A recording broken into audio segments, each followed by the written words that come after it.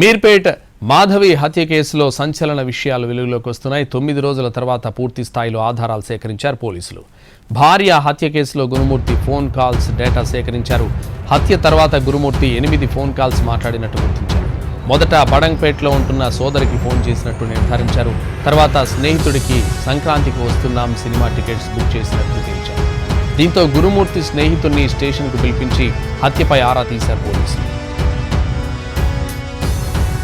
అటు సూక్ష్మదర్శిని సినిమా ప్రేరణతో మాధవి మృతదేహాన్ని మాయం చేశాడు గురుమూర్తి.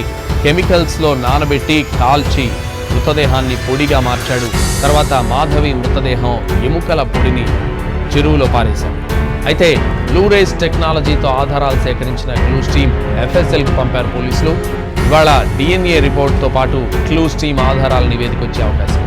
సాయంత్రంలోగా గురుమూర్తిపైన యాక్షన్కి రంగం సిద్ధం చేస్తున్నారు పోలీసులు.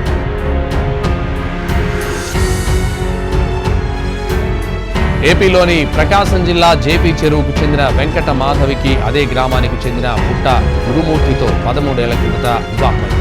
వీరికి కుమార్తె కుమారుడు. గురుమూర్తి ఆర్మీలో పనిచేసి పదవీ విరమణ చేసి ప్రస్తుతం DRDOలో కాంట్రాక్ట్ భద్రతా సిబ్బందిగా పనిచేస్తున్నారు. రంగారెడ్డి జిల్లా ఇల్లెలగూడ న్యూ వెంకటేశ్వర నగర్ కాలనీలో అద్దె ఇంట్లో నివాసం ఉంటున్నాడు. ఈ నెల 16న ఇంట్లో పిల్లలు లేని సమయంలో దంపతుల మధ్య తగాదా జరిగింది.